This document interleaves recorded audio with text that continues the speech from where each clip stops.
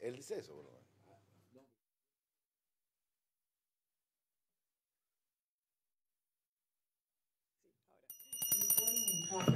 En nombre de Dios y la patria se abre la sesión.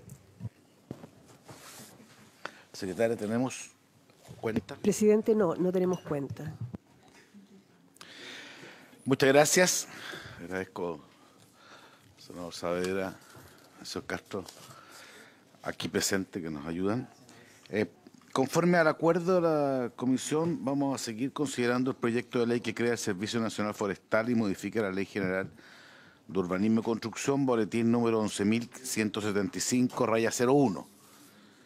Sí, a este efecto está invitado al ministro Esteban Valenzuela, asesor Javier Palominos, y de la CONAF, la directora Aida Baldini, y los asesores Daniel Correa y Maximiliano Guíñez.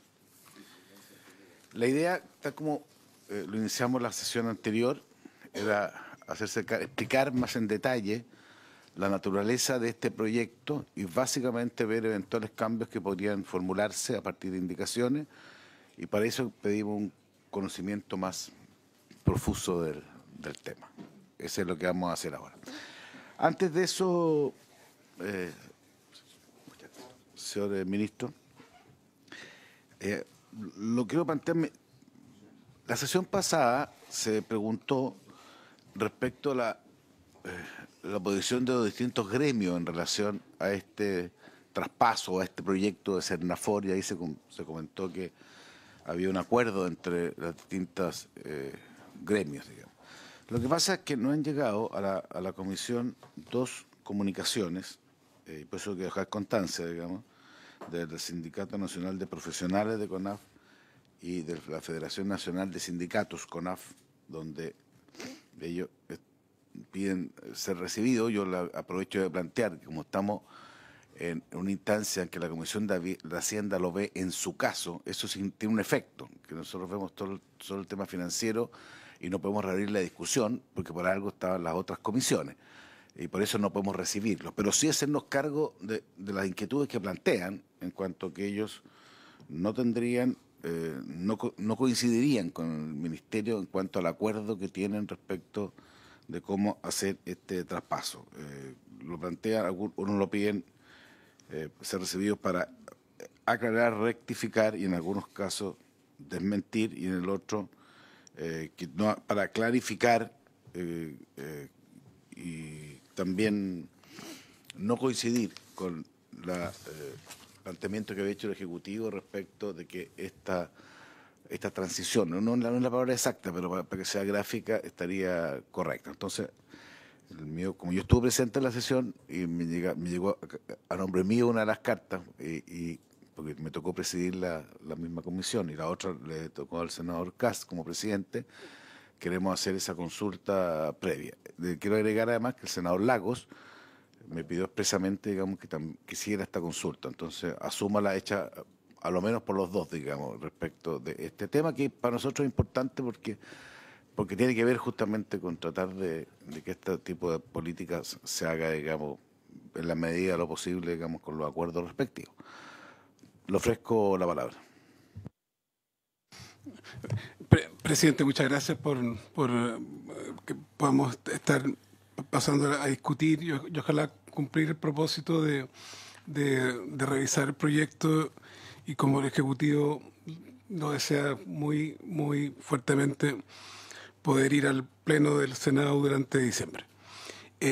Segundo, parte de la exposición es también dar cuenta de los diálogos con DIPRES, en que se actualiza el informe financiero y tiene considerado, como lo va a explicar la directora, un número importante, temas de mejora de carrera, presidente, pero en un sistema incremental a 3 años, como un poco lo que se hizo con la ley del SAG, por las condiciones fiscales que todos conocemos. Está formateado de dicha manera. Y bueno, la directora, hay bastantes sindicatos en la CONAF, y hay, como la biodiversidad de los bosques, hay distintas, pero se ha hecho el máximo de esfuerzo de unanimidad, pero no siempre se logra. A ver, entonces hagamos una cosa. Le ofrezco la palabra a la directora. ¿Se hace cargo en general del proyecto y después vamos a ir en particular a este caso o dentro de lo que usted está este tema, digamos? Directora. Presidente, yo quisiera hacerme cargo del primer punto que planteó usted porque fui yo quien dijo que que había total acuerdo. Y efectivamente A ver, entonces, para entenderlo, primero se hace cargo de la pregunta, por así decir, y después va a hacer el planteamiento que tienen ustedes preparado. Ya, sí. Directora. Sí, el más importante consideramos, y por eso digo que me hago cargo de mis palabras, que yo personalmente dije que no había ninguna discrepancia y la verdad es que aún quedaban algunas. Por ejemplo, una que es de mucha importancia para los sindicatos es que, y en esto me incluyo porque yo soy trabajadora antigua de la CONAF, vamos a estar regidos por el Código del Trabajo en términos de sanciones, pero también por el Estatuto Administrativo. Entonces, hay ahí un planteamiento de los sindicatos de CONAF que en el fondo estamos recibiendo de ambos, del Código y del Estatuto, sanciones paralelas. Ese sería uno de los puntos más importantes, para lo cual el Ejecutivo ya está trabajando en hacerles una propuesta de indicación. O sea, usted, primero, digamos, efectivamente no hace un pequeño cambio en los dichos originales, digamos, en el sentido de reconocer que hay algunas instancias todavía que no están de acuerdo, pero eso es parte del proceso. Que es importante para nosotros tener claro, digamos, y lo que nos dice usted es que se va a explicar que hay una fórmula eventualmente que podría dejar más, no sé si tranquilo la palabra, pero más en línea, digamos, a quienes hoy día tienen esa discrepancia. Eso entiendo, ¿no? Eso es, presidente. Ok. Queda entonces eso para los registros, secretaria. Vamos a ir viendo a medida que pasa. Ya, entonces vamos a volver sobre esto, pero podemos pedir, perdón, senador Saavedra. Sobre a mí me parece inaceptable que un trabajador esté regido por dos estatutos.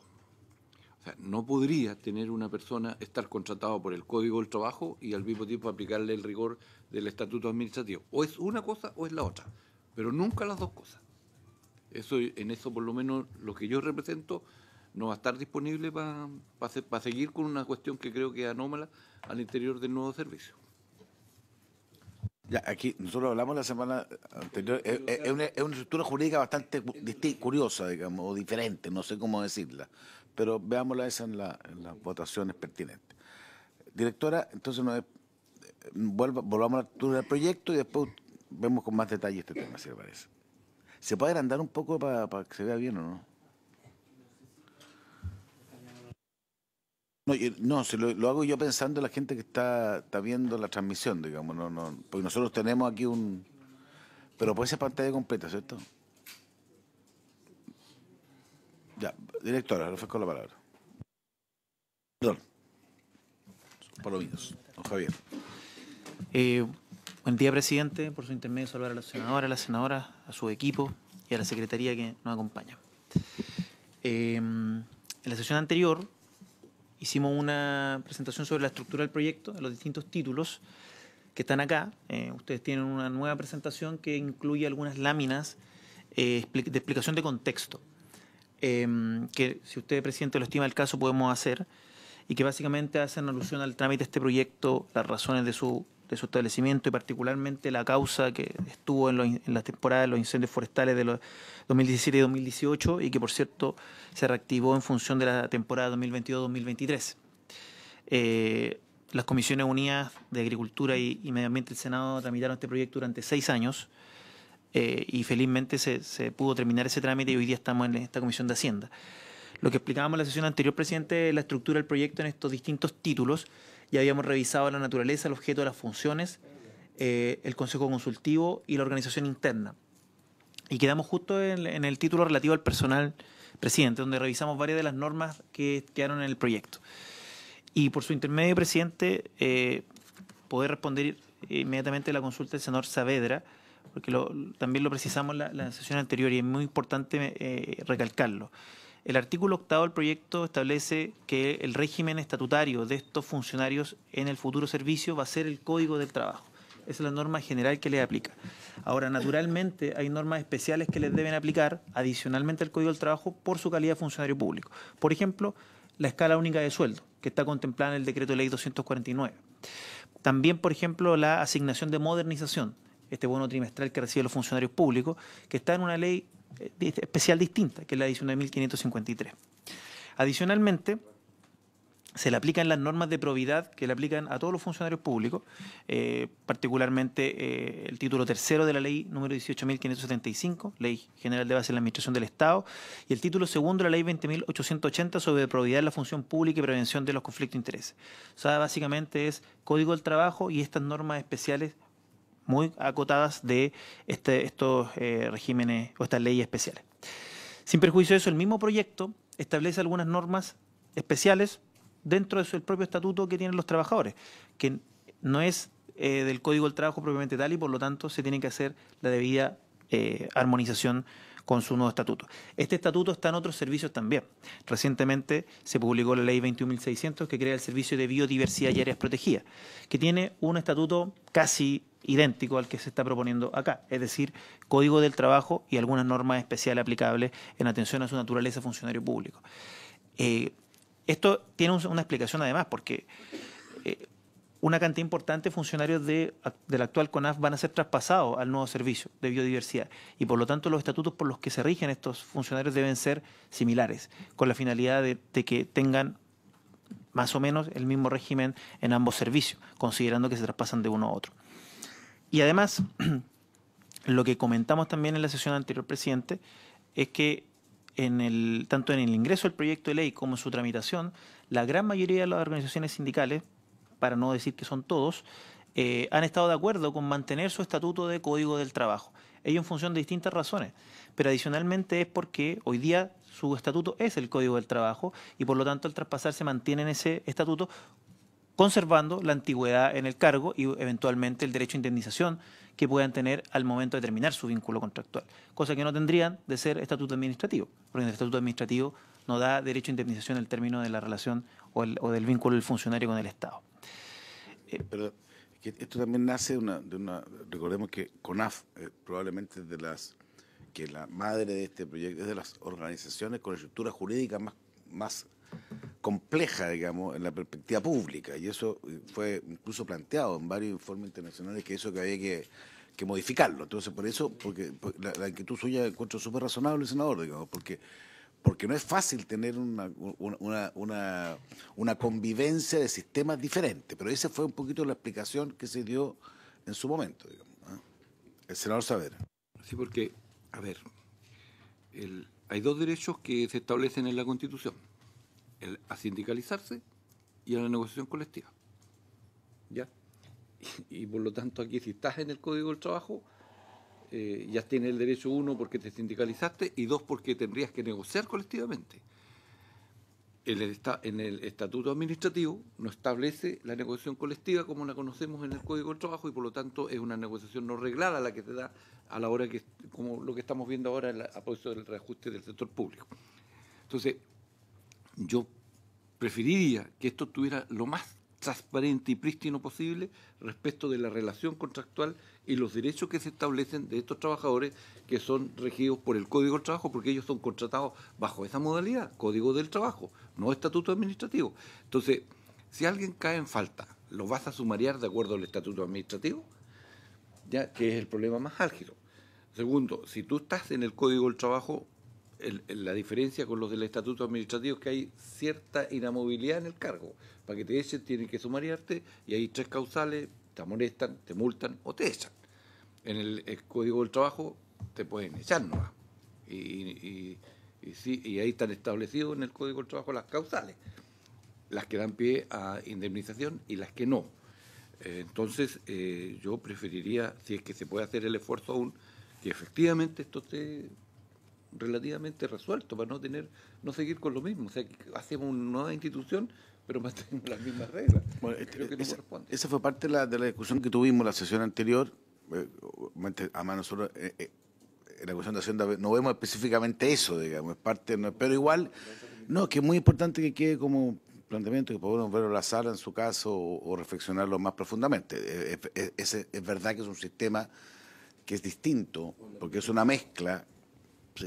Lo que estamos tratando de hacer es sacar este proyecto, porque yo creo que si vamos a más trámites puede ser un problema más complejo. Pero quedamos, yo creo que es muy importante su punto de vista, digamos, para ir adelante. Sigamos, perdón, senador Kusanovich. Gracias, presidente. Lo que pasa es que me parece súper importante el tema, porque no deberían estar mezclados los dos sistemas. Y si tú quieres poner algún tema específico del tema administrativo del Estado, tiene que estar en el contrato. No puede estar mezclado las normas. En el contrato del Código Laboral tiene que estar las normas y tienen que estar los reglamentos. Cuando tú mezclas, por ejemplo, hasta el tema de los deberes, resulta que ¿por qué te va a regir cuando no cumplió? ¿Por qué lado va a hacer el sumario? Entonces, todo un lío. En el fondo, si tú quieres ponerle reglas al sistema del Código Laboral, tienes que hacerlo en el contrato y en el reglamento interno del funcionamiento de la institución. Y esos son los que se tienen que cumplir. No puedes mezclar leyes. Aparte que generas injusticia, digamos. Porque acá la idea es que todos somos iguales ante la ley y tenemos los mismos derechos. Entonces, resulta que esto va a ser una cosa súper rara, un tema código laboral, pero con una mezcla del otro. Yo creo que todo, si va a ser código laboral, todo tiene que estar en el contrato, los reglamentos internos de funcionamiento, etcétera. No puede estar en dos mundos.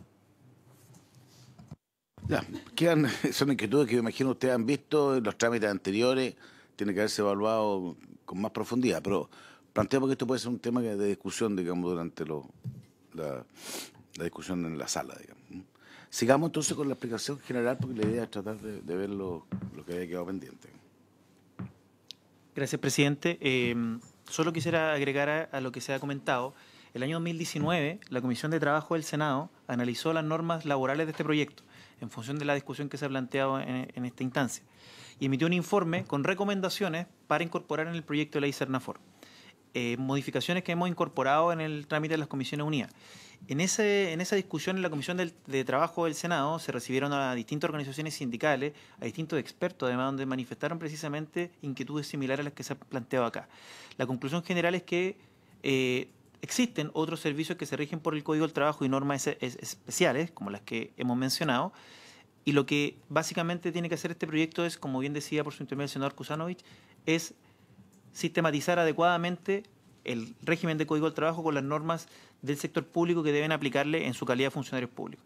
Y muchos de esos ajustes los hemos realizado, presidente. De hecho, al revisar el informe de las Comisiones Unidas en el título cuarto, hay una serie de modificaciones en el título del personal. Y esa serie de modificaciones respondieron a, por una parte, solicitudes de las organizaciones sindicales que fueron acogidas y que fueron complementadas en el articulado, y segundo, a recomendaciones de esta propia Comisión del Trabajo del Senado que sugirió distintos ajustes para fortalecer los derechos de los trabajadores y dejar claras muchas de las normas. Nosotros, presidente, estábamos en el título cuarto del personal y habíamos llegado a analizar hasta lo que dice relación con el reglamento de evaluación de desempeño, ¿no? No sé si usted, presidente, Sigamos. lo estima, seguir adelante con esta... Sigamos adelante. Perfecto. A propósito de lo que mencionaba el senador Kusanovich, precisamente este reglamento de evaluación de desempeño que va a regular las reglas y criterios que ya actualmente tiene un reglamento interno con AFE en la misma lógica, tiene una adición particular que fue solicitada también por las organizaciones sindicales y se contempla una etapa de participación especial de los trabajadores del servicio en el reglamento de evaluación de desempeño, que es una innovación normativa desde el punto de vista de otros servicios, en especial porque se contempla que esa participación de los trabajadores debe contemplar distintas instancias para recibir y responder las propuestas que formulen los trabajadores. O sea, hay un refuerzo adicional del legislador en orden a que las opiniones de los trabajadores al momento de la participación en este reglamento de evaluación de desempeño, que tiene directa relación con el término de su contrato de trabajo, por ejemplo, puedan participar.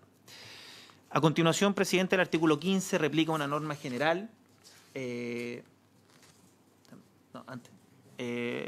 dice relación con las destinaciones. Aquí se agregó en las Comisiones Unidas que las destinaciones deben ser fundadas y siempre que no produzcan menoscabo al trabajador. Lo mismo en las comisiones de servicios y los cometidos funcionarios. O sea, también hay nuevamente un refuerzo a petición de las organizaciones sindicales por fortalecer los derechos de los trabajadores y que no haya margen de discrecionalidad por parte del jefe de servicio. ¿Hay un criterio respecto? ¿Qué pasa si un trabajador se niega? O ese es parte del escenario que se puede producir y por eso es que se requiere fundamento, ¿no? Efectivamente, presidente. Ese es el motivo por el cual se agrega a la destinación como una facultad del director de servicio el hecho de que el acto administrativo que disponga de la destinación debe ser fundada y no debe producir menoscabo al trabajador, por lo que en caso de no ser fundada o producir menoscabo, por cierto que ese acto puede ser reclamable ante las distintas instancias. En tema de menoscabo son reglas generales de eso, que hoy día existe en la legislación, entiendo. Así es. ¿Se lo sabe usted?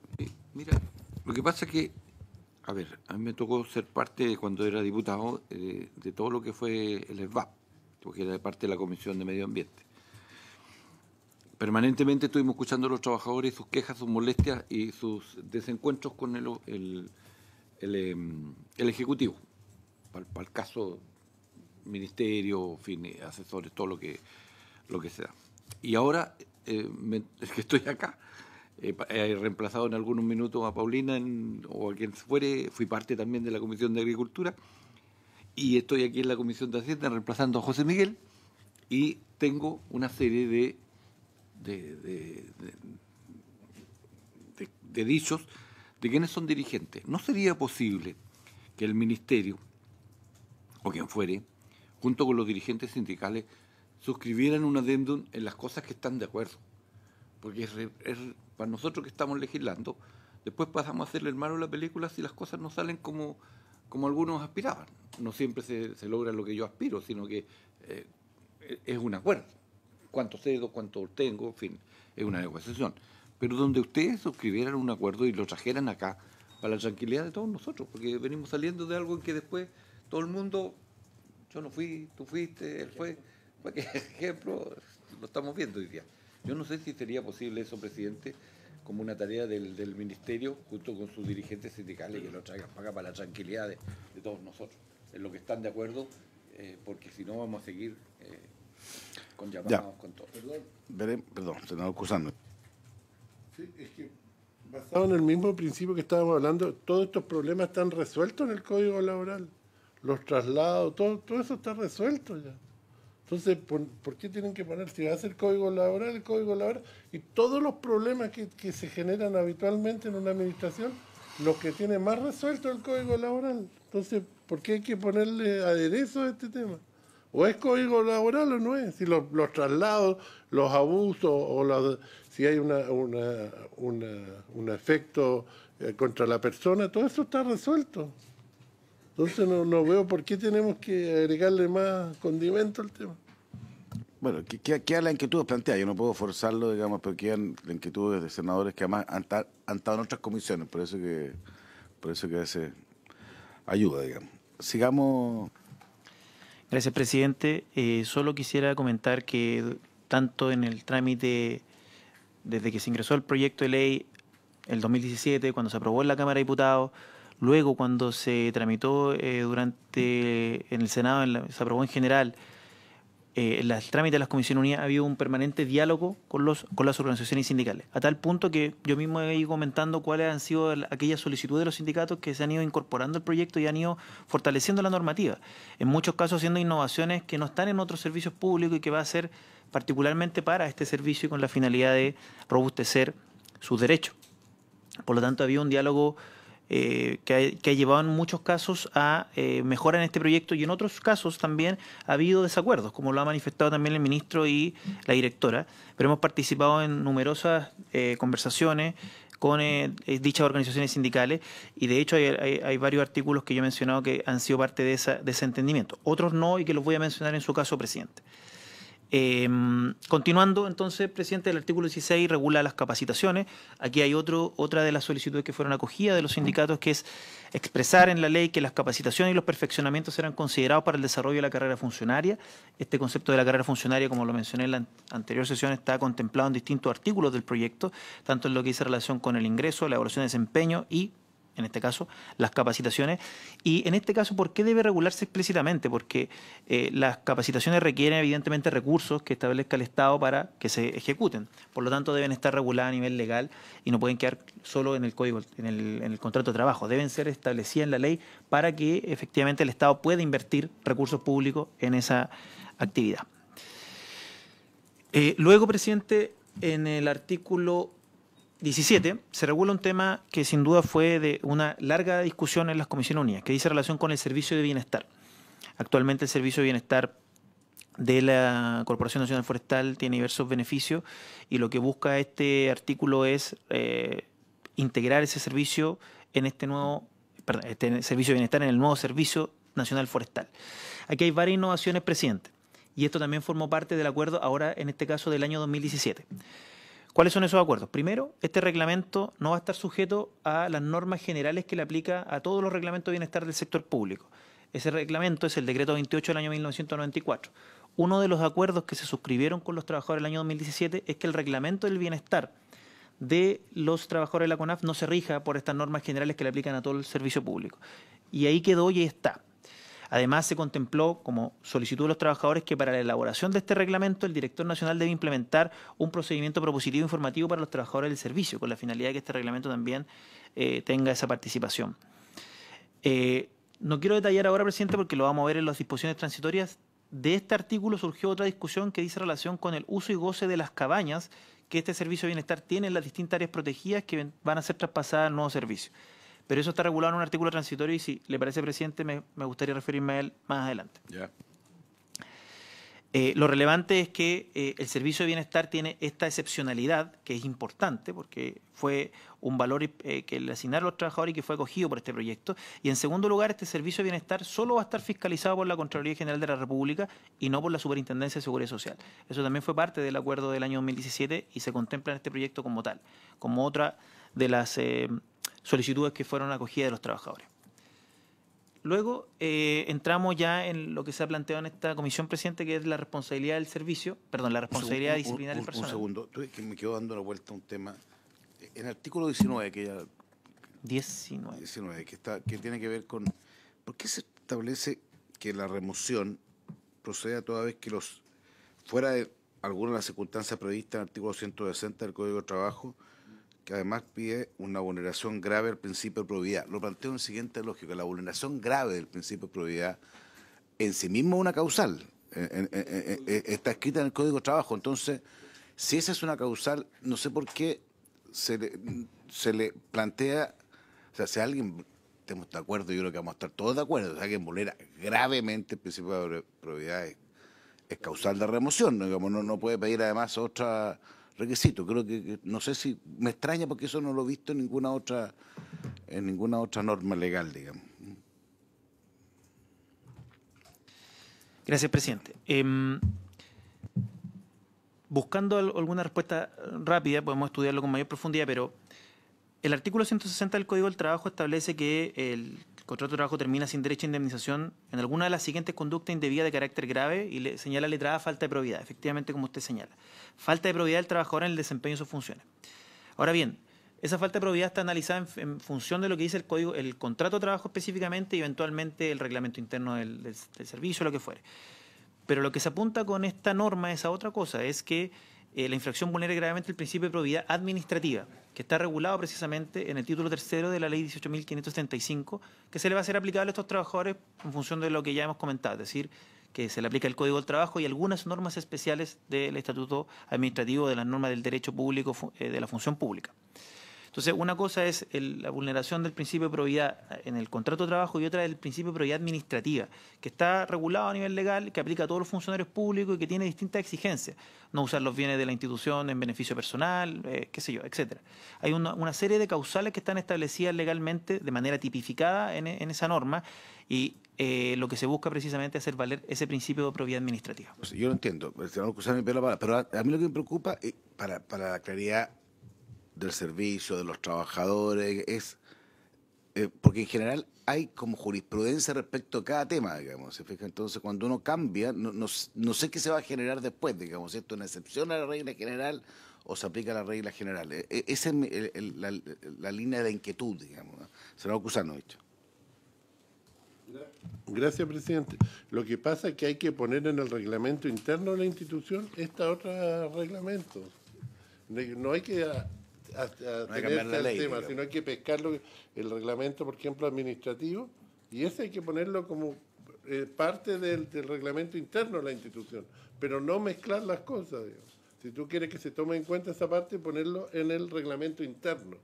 Y eso, porque tienes que regirte con una sola ley. Y si quieres ponerle cosas, todo va al reglamento interno, va al contrato colectivo, o a las normas internas, al reglamento interno, etcétera. Todo eso tiene que ir ahí. Porque tú tienes que hacer una cosa, tienes que fortalecer la ley, que es la ley interna ¿cómo se llama? Del contrato de trabajo, digamos, de la ley laboral. Entonces, mezclar cosas, si tú quieres ponerle algo, tienes que ponerlo dentro de la institucionalidad que rige el sistema. Digamos. O sea, ella un poco la línea, digamos, se fija, o sea, porque hoy día uno cuando habla de probidad tiene claro cómo lo entiende el Código del Trabajo y tiene claro cómo se entiende también en el estatuto administrativo. A veces cuando hay esa mezcla, puede que en vez de favorecer, puede complejizar las relaciones. Lo único que quiero, para que lo revisen, si esto no, el tema acumulativo.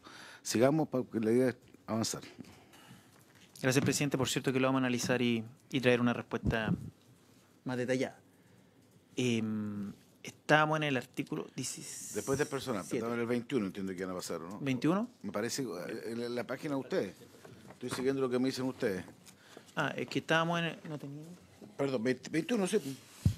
Patrimonio de servicio. Presidente, si me lo permite, antes de pasar al 21, ahí a continuación en el artículo 18, 19 y 20 se regula particularmente el término del contrato de trabajo, la responsabilidad disciplinaria del personal. Y a propósito de lo que ha mencionado la directora, hay un punto que efectivamente ha estado en discusión con las organizaciones sindicales en el artículo 20. Y me gustaría relevar, presidente, con la finalidad de también transparentar a propósito de lo que se ha discutido al principio y que ha mencionado el ministro. En el artículo 20 se establece que la relación laboral terminará por aplicación de algunas de las causales previstas en los artículos 159, 160 y 161 del Código del Trabajo, como se ha venido hablando.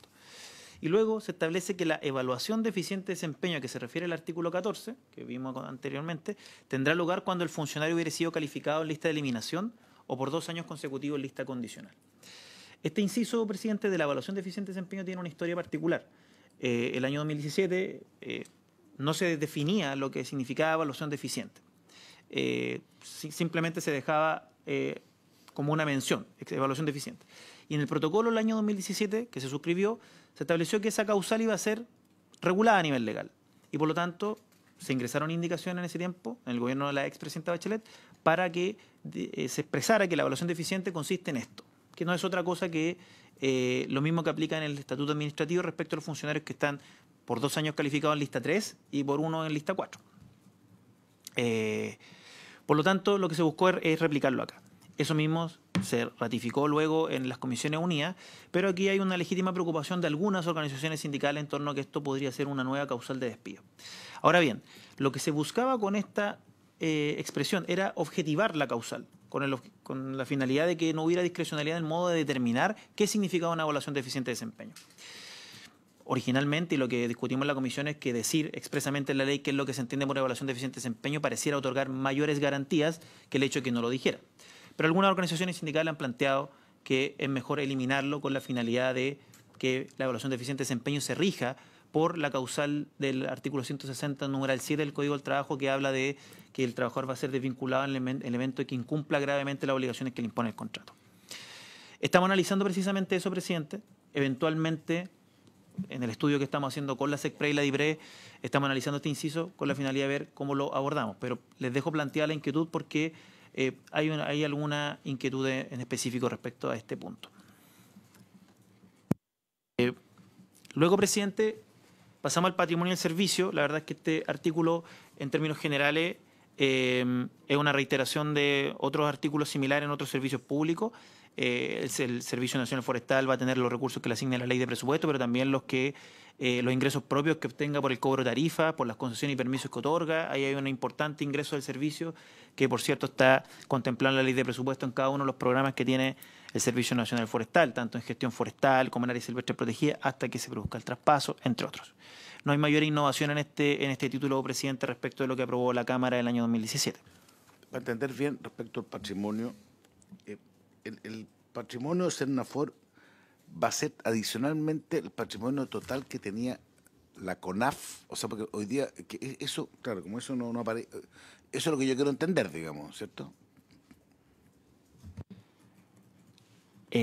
Presidente, efectivamente, así es. Lo contempla el proyecto en el artículo transitorio, estoy buscándolo, que establece el artículo segundo transitorio, si es que no me equivoco, el tercero.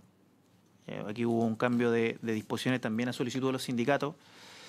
En el artículo tercero transitorio se establece en su inciso primero que se entenderán traspasados al Servicio Nacional por el solo Ministerio de la Ley todos los bienes pertenecientes y derechos que correspondan a la Corporación Nacional Forestal, así como todas las obligaciones que haya asumido en virtud de cualquier acto o contrato que hubiera celebrado. Ahí hay una norma de transición, todo el patrimonio que tiene la actual Corporación Nacional Forestal se traspasa al nuevo servicio sin perjuicio de la situación de las áreas protegidas.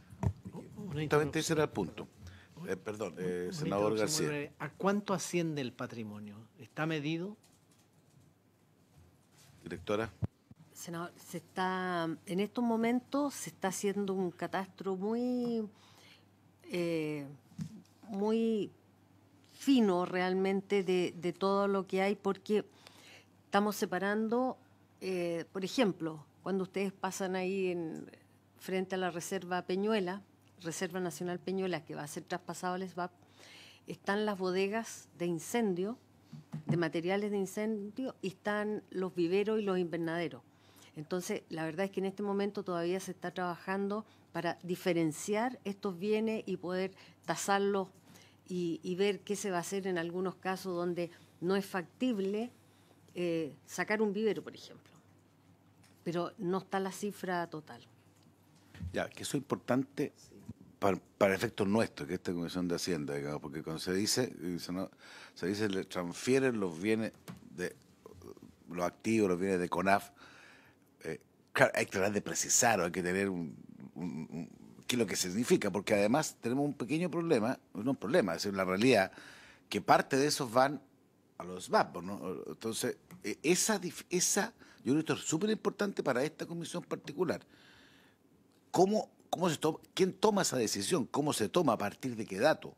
Porque, y tiene razón el senador, digamos, cuando uno habla del patrimonio es muy importante el día de mañana para muchos efectos. Entonces, si usted dice, mire, el patrimonio será constituido, entre otras cosas, entiendo que la letra C, los bienes muebles, inmuebles, corporales e incorporales que se transfieran a cualquier título. Eso es la regla general. Y en el transitorio usted dice, los bienes de CONAF van para allá, pero tiene este tema de que no sabemos cómo se divide con el otro organismo que se creó y tampoco tenemos una cuantificación. Y no sé si es tan fácil por la estructura jurídica de CONAF, digamos, por generar esa división y esa cuantificación. Yo creo que eso es súper importante para esta comisión tenerlo claro, presidente. Senador García. Sí, nosotros aquí la experiencia que tenemos en estas materias es lo que nos lleva a hacer estas aprehensiones. Mira, nosotros tenemos situaciones, por ejemplo, con la creación de los servicios locales de educación pública, que no tiene nada que ver con ustedes, pero que significó traspaso desde los municipios a estos nuevos servicios locales de educación. Y tenemos colegios que no se pueden construir porque el terreno que pensábamos que era municipal terminó no siendo municipal. Terrenos donde están, por ejemplo, terrenos que fueron traspasados a los servicios locales de educación y es donde funcionan instalaciones de APR, de agua potable rural. Entonces, como ya el APR dejó de ser el dueño de esos terrenos en virtud de estos traspasos, entonces tampoco el Ministerio de Obras Públicas puede operar sobre ellas. Entonces, esto parece no tener importancia, pero cuando llega el momento de aterrizarlo, nos encontramos con este tipo de dificultades. Hay hartas dificultades y es natural que así ocurra cuando uno produce divisiones de servicios o ampliaciones, digamos, servicios que se fusionan, en fin. Es natural que ocurran, pero tenemos que procurar que sean lo menos posibles porque si no, finalmente generan problemas. No ahora, 20 años más, 30 años más, cuando ya nadie se acuerde qué fue lo que hicimos, por qué lo hicimos, es un poco eso lo que nos ocurre. Gracias, presidente. Ya, esto es bien importante, estimado y directora, digamos, tratar de precisar eso, porque efectivamente lo que no nos puede pasar, ya nosotros probablemente no vamos a estar acá, pero igual uno tiene responsabilidades morales, políticas, y después diga, no, pues es que sabe que más Sennafor quedó con un patrimonio mínimo, fue todo a los... al revés, digamos. ¿Se fija? Entonces, eso, nosotros queremos tener más datos de eso. Esto, en parte por lo que dice el senador, digamos, porque después esto tiene efecto. Si no es un tema aritmético, es un tema de decir el día de mañana, si tienen que tomar decisiones, oiga, ¿de quién es esto? Eso es porque no ha pasado, que al no precisarlo, después queda una situación vaga que después y la vaguedad es fuente de conflicto, no fuente, la certeza es la única garantía en materia de estabilidad. Gracias, presidente. Se ha planteado un tema muy interesante porque reconozco la dificultad que tiene esta materia, atendido a que se tramitó paralelamente el proyecto de ley que crea el Servicio de Biodiversidad con el proyecto de ley que crea el Servicio Nacional Forestal. Y tuvieron avances diferenciados. Naturalmente ya la ley 21.600 que crea ese servicio ya está, e incluso ya está avanzando en su implementación, este nuevo servicio, mientras que el proyecto de ley Sennafor todavía está en este estadio. Por lo tanto, nuestro trabajo en este proyecto ha sido buscar las normas transitorias que nos permitan hacer ese traspaso adecuadamente. Ahora bien, el traspaso de las áreas silvestres protegidas de administración de CONAF al nuevo servicio se va a producir, al menos lo que dice la ley vigente, al tercer año de publicada esta última ley. Por lo tanto, todavía hay un tiempo que queda para hacer ese traspaso, tanto de los bienes inmuebles como los bienes muebles. Y ese traspaso se va a materializar particularmente, según lo contempla el decreto con fuerza de ley número 2 del año, de este año, hace poquito, se publicó el 26 de noviembre, hace un par de días, se va a hacer a través de decretos por orden del presidente de la República. Cada uno de los bienes inmuebles que correspondan o los bienes muebles. En el caso de los bienes inmuebles, las áreas protegidas, en su gran mayoría, son bienes del fisco, administrados por bienes nacionales, por lo que en ese caso corresponderá efectuar la destinación respectiva al nuevo servicio, lo que corresponda. Quizás la complejidad está precisamente en los bienes muebles, que tienen un sistema registral distinto, naturalmente, y eso va a generar algún inconveniente. Lo que sí podemos mencionar, presidente, existe un convenio entre el Ministerio del Medio Ambiente y el Ministerio de Agricultura para efectuar el traspaso de manera lo más ordenada posible, con equipos de trabajo que están haciendo un trabajo interdisciplinario e interministerial con el objeto de reducir al máximo en lo posible las distintas dificultades que puedan surgir en un traspaso como este, que es de suyo complejo.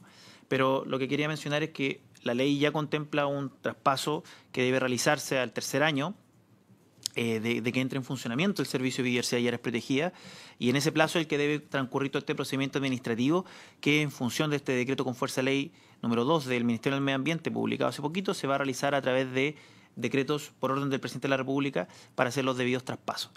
En particular, presidente, aprovecho la instancia para comentar que en el artículo 3º transitorio, para hacer referencia al plazo de estos 3 años, tenemos que hacer un pequeño ajuste en una indicación que estos ajustes formales que les comentábamos en la sesión anterior que hay que hacer para que quede la claridad de que el plazo en el que tiene que hacerse el traspaso es el que está regulado en la ley que ya fue publicada. Se hace referencia a la otra, para que sea, senador García. Consulta, más que nada por curiosidad en realidad. ¿Qué bienes, no quiero usar la palabra raros porque sonaría mal, pero qué bienes pudiera uno poner especial cuidado en este traspaso? Por ejemplo, la CONAF tiene derechos de agua o tiene terrenos que estén ocupados por pobladores, por campesinos, yo recuerdo que hace un par de años atrás en el volcán Villarrica, en los faldeos del volcán Villarrica, yo no sé si eso es de bienes nacionales, pero estaba bajo la administración de la CONAF, se habían instalado 40, 50 familias. Yo tengo entendido que nunca fue posible sacarla, no sé si regularizaron o no, pero se fijan que puede producirse ese tipo de problema porque son, por lo menos la impresión que yo tengo, que son muchos los bienes inmuebles, son muchos los establecimientos, las propiedades que ustedes tienen, donde puede ser que las situaciones no sean tan nítidas jurídicamente. Que esto pudiera de repente significar que alguien se aproveche y haga una tala de árboles, por ejemplo, y diga, los árboles eran míos, no eran de la CONAF, no se estoy inventando, un poco como va a ponernos en las situaciones más difíciles, más complejas que pueda tener este verdadero inventario que están haciendo ustedes de para poder definir el patrimonio. Y la palabra Yo creo que el caso más especial que que había era la Reserva Nacional Peñuelas, perdón, no Peñuelas, Río Clarillo, región metropolitana, donde era un predio de la CONAF con título de dominio de CONAF, pero que se transformó en Reserva Nacional, que podía ser. Y precisamente viendo que había un problema enorme en el traspaso, esto, al clasificarse como Parque Nacional, pasó a ser de bienes nacionales. Y se dejó afuera y se hizo un rol nuevo para todo lo que es vivero y algunas casas de huéspedes que tenía el servicio de bienestar. Yo creo que ese era el caso más complejo. Lo demás son predios que están a nombre de CONAF, por lo tanto serían traspasados al Cernafor. Digamos entonces, tema abierto, no por cerrado, porque sería bueno tener una mayor clarificación. Sigamos con... Presidente, solo comentar que, además de lo que ha mencionado la directora, y como también lo indicó, el asunto de las casas de huésped y las cabañas es especialmente regulado por el artículo 5º transitorio del proyecto, en donde hubo toda una discusión para conceder al Servicio de Bienestar del Servicio Nacional Forestal el uso y goce de estas cabañas, casas de huésped y otras instalaciones que fueron adquiridas, construidas y habilitadas para su funcionamiento con aporte de los afiliados al Servicio de Bienestar. Eso lo veremos en los artículos transitorios, pero quería mencionar que, a propósito de lo que menciona el senador García por su intermedio, presidente, ahí hay una regulación especial de un tipo de bien que puede estar en esta naturaleza distinta y que se regula a nivel legal para intentar solucionar aquellos problemas que pueden derivarse del traspaso. Volviendo, presidente, entonces, quizá el problema del título quinto del proyecto, que regula el patrimonio y el servicio, no está tanto en su artículo permanente, sino que los transitorios, como lo he comentado, por lo que aquí no hubo mayores innovaciones.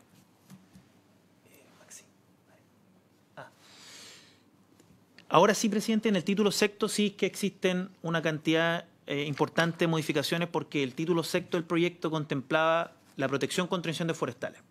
El proyecto que crea el Servicio Nacional Forestal se contempló en el año 2017 como una solución o una respuesta a la situación del mega incendio que ocurrió en el año 2017. Por lo tanto, ese proyecto originalmente contemplaba una regulación bastante exhaustiva de la protección contra incendios forestales y particularmente la regulación de las zonas de interfaz urbano-rural. Como una prevención o anticipación, todo lo que diga relación con las zonas de interfaz, se tomó la decisión de sacarlo este proyecto en acuerdo con las Comisiones Unidas para que esa discusión se diera de manera más dilatada en el proyecto de ley que regula la prevención de incendios, actualmente en discusión en particular en la Comisión de Agricultura, donde está precisamente el ministro en este momento. Por lo tanto, en este título más bien lo que quedó fue una reformulación de este título de protección contra incendios, atendido que en el tiempo intermedio entre que se tramitó el proyecto de ley Cernafor y que estamos en este minuto, se publicó la ley que creó el Sistema Nacional de Prevención de Riesgo de Desastre. Por lo tanto, toda esa nueva estructura tenía que ser armonizada y contextualizada con el Servicio Nacional Forestal. Entonces, este título se reemplazó por completo, presidente. ¿Eso del artículo cuánto? Originalmente era del artículo 19, si es que mal no recuerdo, pero hoy día es del artículo 22 y siguientes. Y eso en el fondo, porque aquí aparece, digamos, el servicio elaborará, ¿eso se mantiene? Eso se mantiene, claro, fue lo que fue aprobado por las Comisiones Unidas. El título se estructura en 3 grandes párrafos. 1, el Plan Nacional para la Reducción del Riesgo de Incendios Forestales. 2, la coordinación con el SINAPRED. Y 3, las facultades excepcionales del servicio para el control y extinción de incendios. Es importante mencionar esto porque lo que se ha planteado también en la discusión del proyecto de ley que regula la prevención de incendios es que no regula el control y extinción. Y eso es porque en el Cernafor, en este proyecto, estamos regulando algunas materias relativas al control y extinción. También se regulan materias de coordinación con el SINAPRED, etcétera. O sea, hay que tener las dos normas a la vista para ver cuál es la regulación de los incendios que se está proponiendo en estos dos proyectos de ley. No quiero entrar mucho en detalles, pero aquí tenemos un resumen de lo que sería el Plan Nacional para la Reducción del Riesgo de Desastre por Incendio. Es un plan que va a ser concordado con los instrumentos ya generales del SINAPRED y que tiene que estar obviamente vinculado con los distintos organismos que están en esa instancia. Y lo que busca este plan fundamentalmente es objetivos, acciones, metas, plazos para la prevención, mitigación, preparación y desarrollo de capacidades para la reducción del riesgo de desastre por incendios forestales. Es decir, contempla a cada una de las etapas que están contempladas en el SINAPRED de reducción de riesgo de desastre. Prevención, mitigación, preparación y desarrollo de capacidades. Cuando me refiero al SINAPRED, me refiero al sistema y SINAPRED al servicio. Aquí eso es lo que es que estamos justamente, porque SINAPRED es una cosa y SINAPRED es otra. Podemos buscar tantas siglas que hay, encuentro que es terrible. Pero es con I, no con E, lo que dice usted. Claro, el plan se tiene que ajustar al SINAPRED, pero el plan se remite al SENAPRED para su aprobación. Esa cuestión me quedó grande ya, ¿no? O sea, pero eso es como un juego de palabras. SINAPRED tenía que ajustarse al SENAPRED. Claro, porque la ley 21.364 establece todo un sistema con distintos instrumentos, distintos actores, distintos organismos. Ahora, el que coordina todo ese sistema es el Servicio Nacional de Prevención de Riesgo y Desastre. La Corporación Nacional Forestal hoy día está inserta en ese sistema. Y por cierto que al transformarse en el Servicio Nacional Forestal debe continuar esa función o esa misión.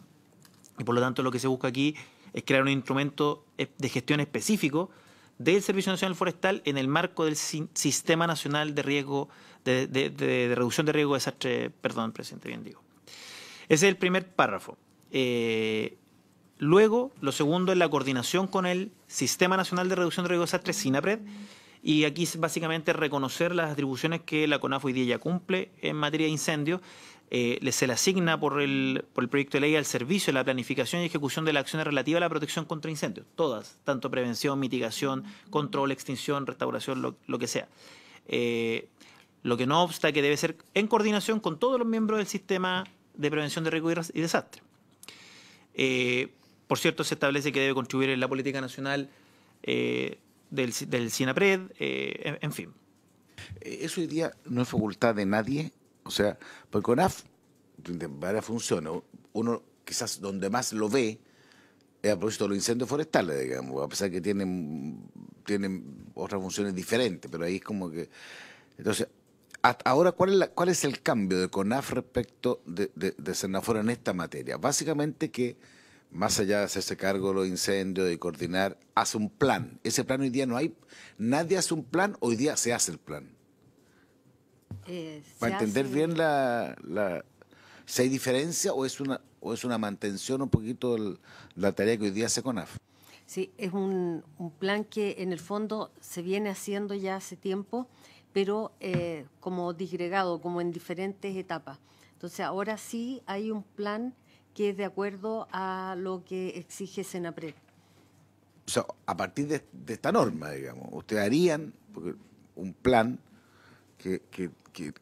que no solamente sean parciales, como así entiendo, director, usted plantea, sino que sea un plan más global respecto a anticipar y evitar los riesgos, básicamente. Supongo que tendrá que ver con muchas variables que influyen en ese tipo de acciones, digamos.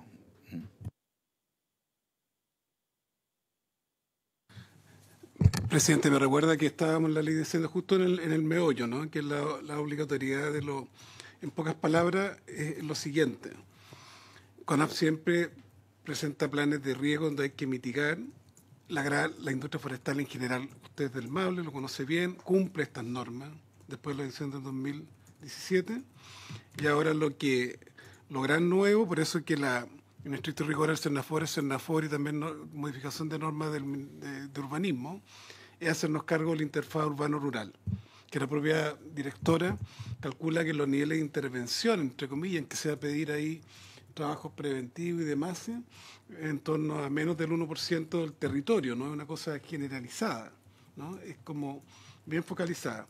¿Pero 1% del territorio de qué? Del territorio forestal agrícola regional, ¿no? Porque hay una... bosques son 14 millones de hectáreas, por eso que no sé si en esas 14 millones el 1% alto. Se refiere a menos del 1%, medidas de mitigación y etcétera.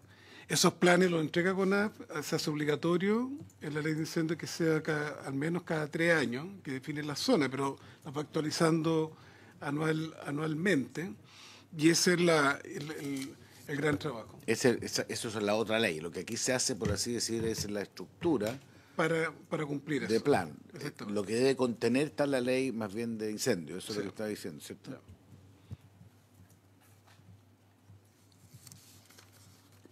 ¿Seguimos, presidente? Sí. Gracias, presidente. Y finalmente, y quizás esto es lo más relevante, es que, anterior a eso, en el párrafo respectivo de la coordinación del Cernafor con el SINAPRED, se establece expresamente que el Servicio Nacional Forestal es quien tiene la dirección técnica de las labores tanto de planificación como operativas de combate y control de los incendios. Eso es muy importante para clarificar la competencia legal específica en este caso. ¿Por qué es importante? ¿Hoy día hay una duda respecto a eso hoy día? Lo que ocurre es que, como la CONAF es una corporación de derecho privado, no se le han asignado potestades públicas por ley en esta materia. Por lo tanto, con esto queda bastante claro que esa es la labor que cumple la CONAF. Hoy día está sobreentendido entre los distintos actores, pero hoy día, al crear el nuevo servicio, se debe asignar esa potestad pública en específico, al ser un servicio público ya con todas las de la ley. Eso no queda en ningún conflicto con SENAPRED, ¿cierto? No, presidente. De hecho, todas estas normas las conversamos con el Servicio Nacional de Prevención de Riesgo de Desastre, con el Ministerio del Interior, y fueron ingresadas estas indicaciones en conjunto con ellos en el trámite respectivo. En el párrafo tercero se contemplan distintas facultades excepcionales del servicio presidente. Al ser un servicio público, el ejercicio de potestades públicas debe estar regulado expresamente en la ley, por exigencia del principio de legalidad que está establecido en la Constitución Política. Una de esas facultades excepcionales es la facultad del servicio para acceder a distintas fuentes de agua. Si bien en términos generales opera hoy día, el problema está cuando no existe una autorización expresa o no es sabido el propietario para poder acceder al predio y sacar agua en el momento. Y se habilita entonces para aquello en este artículo. Lo mismo en el caso del artículo 29, se habilita el servicio para que pueda acceder a predios afectados o amenazados por incendios. Específicamente? En el artículo 28, presidente, está en la facultad para acceder a fuentes de agua.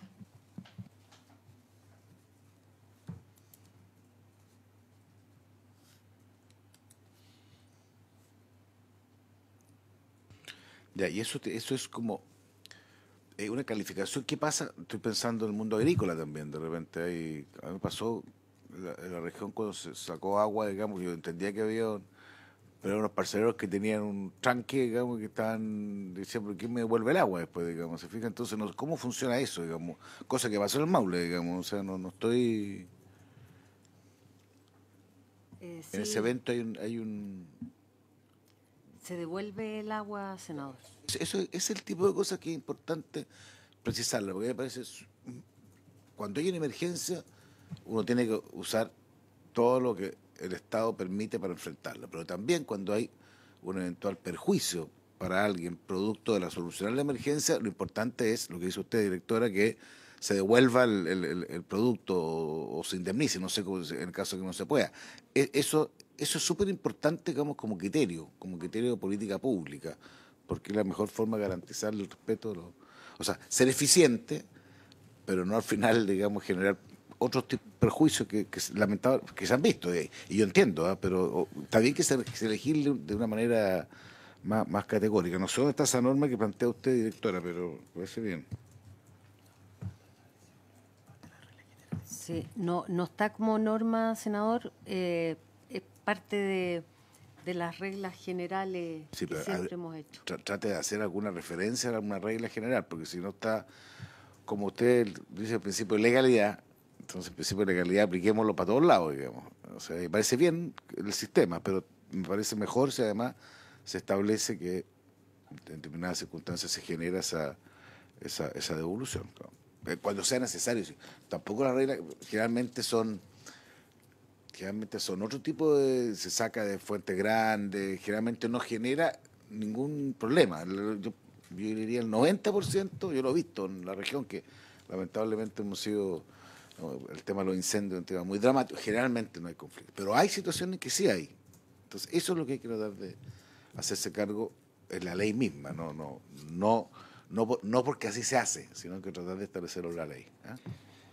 Presidente, usted planteó un punto muy pertinente, toda vez que este tema en la Cámara del año 2017 se discutió muy en profundidad. La norma originalmente planteaba de que el afectado podrá reclamar indemnización en conformidad a las reglas generales. Algo así, no recuerdo bien el texto de lo que planteó la Cámara.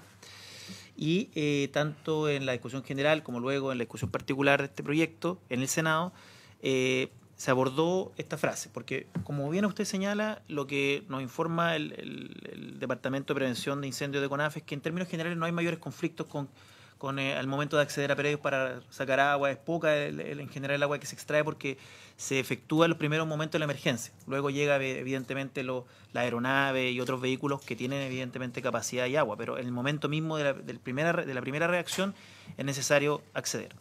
Entonces, en términos generales no vemos inconveniente. El tema es ver cuál es el alcance de indicar una regla general de que ante cualquier acción del servicio por esta naturaleza pueda eventualmente existir una indemnización. Tuvimos una discusión al respecto. Yo le pediría si en la siguiente sesión podemos traer una respuesta más detallada, porque no recuerdo específicamente cada uno de los argumentos de por qué finalmente la decisión fue retirar esa norma, pero sí recuerdo que era porque no teníamos totalmente calculado, por ejemplo, cuánto le podría salir al fisco eventualmente responder por indemnizaciones que se demande por extracciones menores de agua. Es súper importante que eso lo podamos resolver también en la próxima sesión, porque es un tema sensible a los sectores agrícolas que quieren colaborar con el tema de los incendios. Si nadie está, no es la objeción, es ver qué pasa después. En pocos casos, yo estoy de acuerdo con usted, sí, lo veo, pero hay. Entonces eso es lo que tenemos que hacernos cargo. Sigamos, por favor. Gracias, presidente. En el artículo 29 es un artículo más o menos similar, solo que aquí se habilita el servicio para acceder a los predios afectados amenazados para realizar todos los trabajos necesarios para el control y extinción del incendio. Con ello nos referimos a cortafuegos y lo que fuera necesario en el momento de la emergencia. Que esto también naturalmente se debe hacer ante una situación como tal. Luego, en el artículo 30, cambiamos un poco el tema, pero en la misma lógica de facultad excepcional del servicio, hay algunas excepciones. Un minuto, porque el 29 también genera una situación que yo entiendo, digamos, que incluso se solicitar el auxilio de la fuerza pública que pueda actuar con desenrajamiento para el ejercicio de la atribución. No sé si eso implica, no sé si requiere un informe de la Corte Suprema, no sé bien, porque eso es un cambio. Es una facultad que se le está dando para el uso de la fuerza pública. Entonces, la secretaria sabe mucho más del cargo de eso. Si puede haber alguna necesidad adicional de informe, porque eso no es menor. Ahora, puede ser necesario, no digo que no, pero hay que hacerlo de buena manera. Ministro.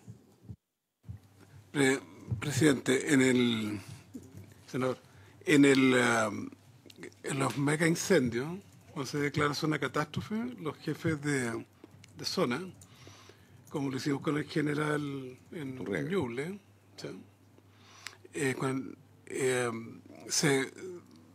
se tuvo que obligar a gente que estaba encima de las casas en Ningüe, en muchos lugares, que no querían que entrara con los skiders la CONAF a trabajar, y vialidad.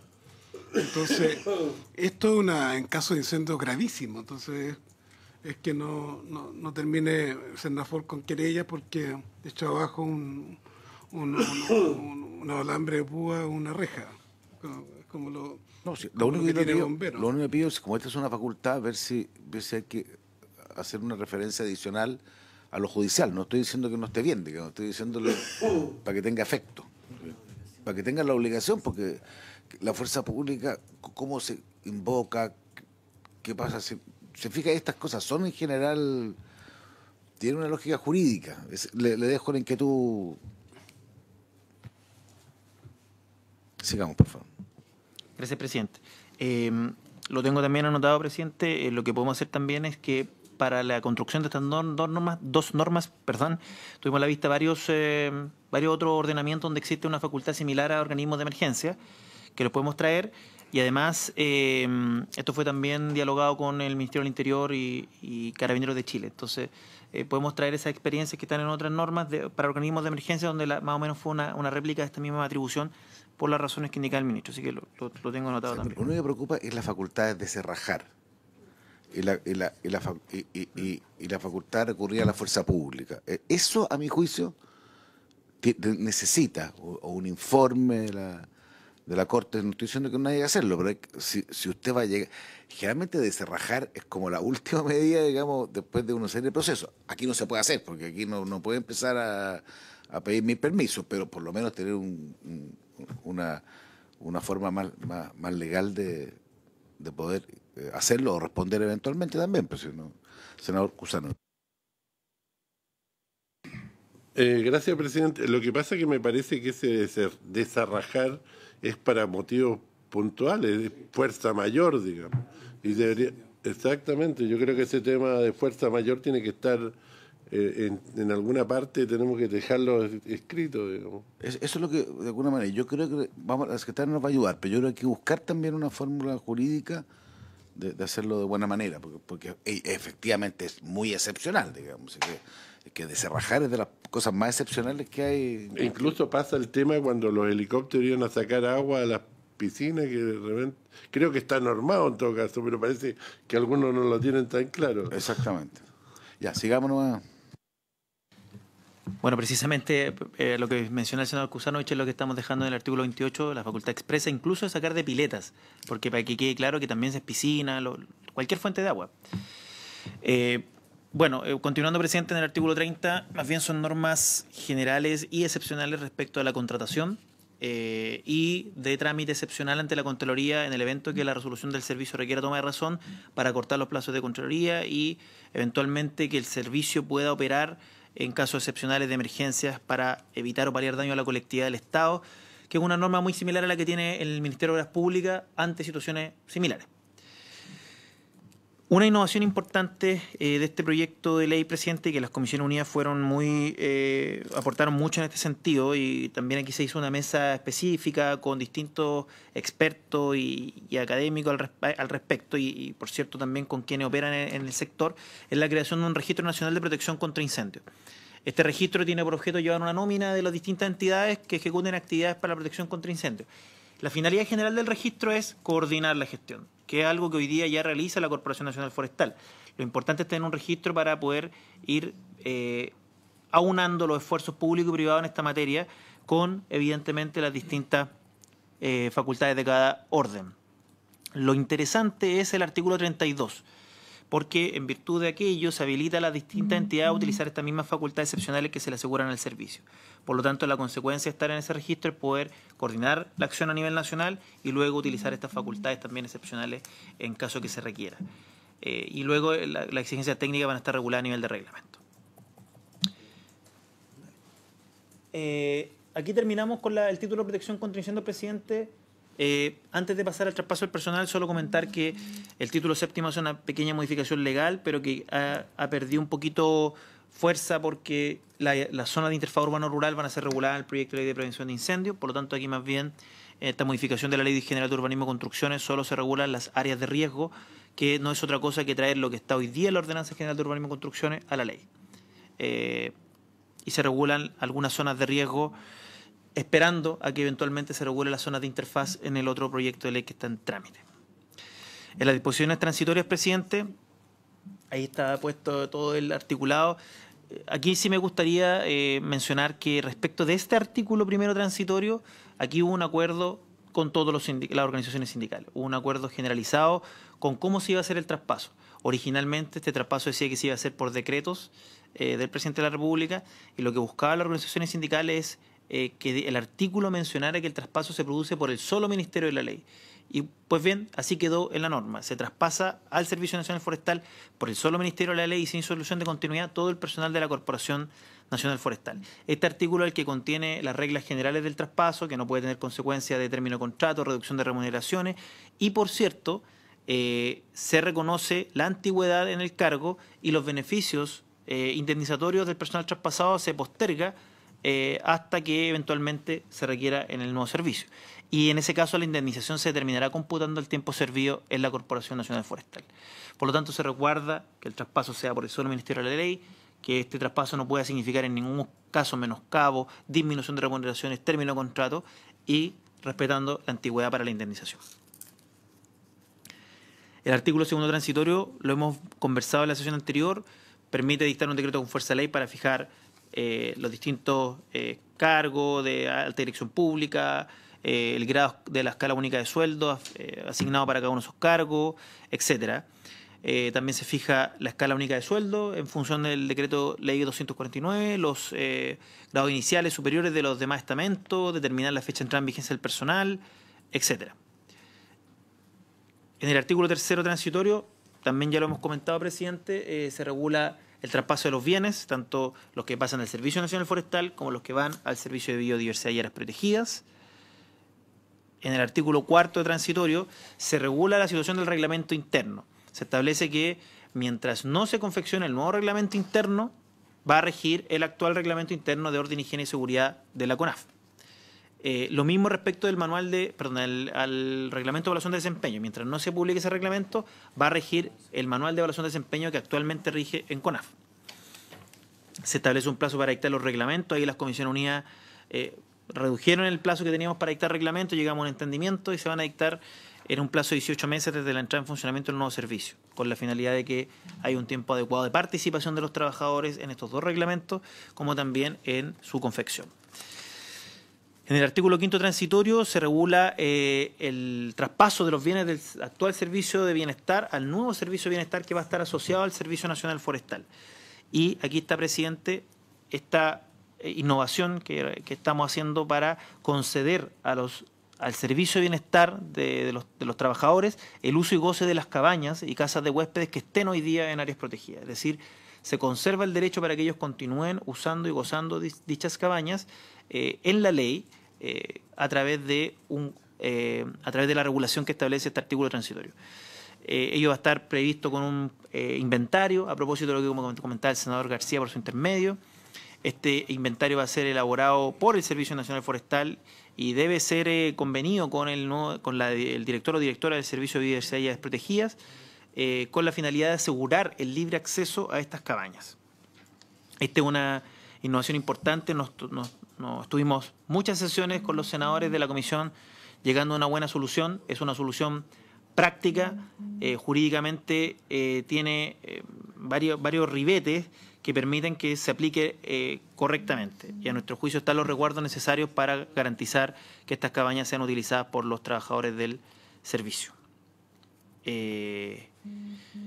Luego, en el artículo 6º transitorio hay un régimen transitorio de los guardaparques, pero que estos guardaparques van a ser transferidos al Servicio de Biodiversidad y traspasados, al Servicio de Biodiversidad y Áreas Protegidas.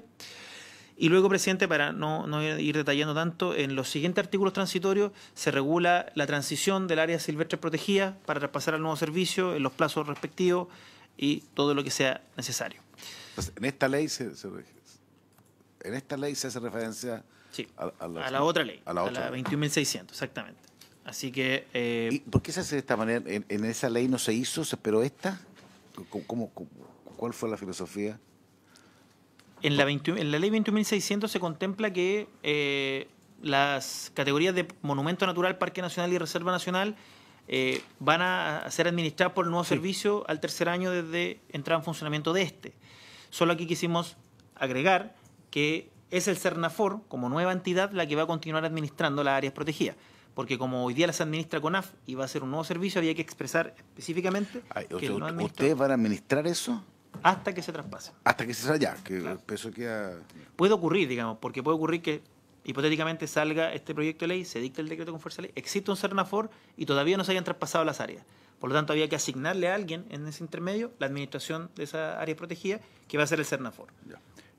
Cuando se cumple el plazo, se traspasa. Perfecto. Igual, recuerde lo que quedó para la próxima semana de tener claridad, digamos, lo que eventualmente tratar de avanzar en lo que es patrimonio CONAF y tratar de avanzar cuánto va a este servicio y cuánto va, más cuánto se asigna, no es cuánto va respecto al otro, digamos. Que eso es súper importante para nosotros. Usted no sé si está, ministro, pero hay que ver que el patrimonio actual de CONAF, porque se dice, estará constituido con los bienes que traspase por la ley. Lo que pasa es que no nos queda claro cuánto de CONAF de hoy día va a este nuevo servicio y cuánto debe ir al SNAP. Ahí es donde queremos tener cierta claridad, que desde un punto de vista de Hacienda es bien importante porque constituye los patrimonios. Entonces lo que uno tiene que saber después de esto es cuánto es el patrimonio del CERNAFOR y cuánto es el patrimonio del SNAP. Eso es. Listo, presidente, lo tenemos anotado. En el resto de artículos transitorios, presidente, salvo que usted así lo estime, están plazos de dictación de los reglamentos, imputación fiscal, etcétera. Si así lo estima lo podemos detallar, pero creo que hemos expuesto en general. Sí, no sé si es lo que estamos buscando. ¿Estamos aquí entonces? Entonces la próxima semana veremos los temas pendientes, algunos de los cuales fueron referidos especialmente al senador Lagos, digamos. ¿Ah? Muchas gracias, presidente. Solamente excusarme, le expliqué que tenía una reunión Así fue. con el gobernador regional y, bueno... Fue planteada y por eso que hicimos una pregunta Ya. pertinente que usted haya solicitado. Ya, hoy un tema técnico, directora, perdón. Perdón, presidente, nada más que quedamos con el compromiso de traer los libros. Está bien. Ministro. Presidente, recuerde que tenemos que abrir un plazo de indicaciones para... Eso que quería, la secretaria que lee los pensamientos me estaba preguntando, digamos, si cuándo ustedes pueden tener estas indicaciones, porque recuerde que la idea es generar un plazo breve de indicaciones. Entonces, si ustedes están en condiciones de entregarla hoy día, no creo, porque hay algunas cosas que han surgido ahora, digamos, ¿te fijas? Entonces, cuando ustedes tengan las indicaciones listas, cuando digo listas es suscrita, le avisan a la secretaria y ahí pedimos el plazo de indicaciones, porque si no puede ser un tema más complejo, a eso me refiero, digamos. Porque vencido el plazo, imaginemos lo que Presidente, hasta que el lo pida próximo hoy. martes nomás. ¿Ah? Hasta el próximo martes. No, entonces pidamos el próximo martes para el próximo martes. Es que se lo pido hoy día para el próximo martes. No, claro, sí. Usted no sé si capta lo que va a ocurrir, digamos. El martes son algo acotado. Sí, lo hacemos así para tratar de terminar este proyecto, si no puede ser infinito, ese es el punto. Y todos queremos, más allá de las discrepancias que pueden haber o de las dudas, queremos que salga esta ley, pero si no queremos que no salga, digamos. ¿Ok? Quedamos entonces a la sesión del martes, la pedimos para el martes. Ok, por haberse cumplido el objeto de la sesión, esta se le da.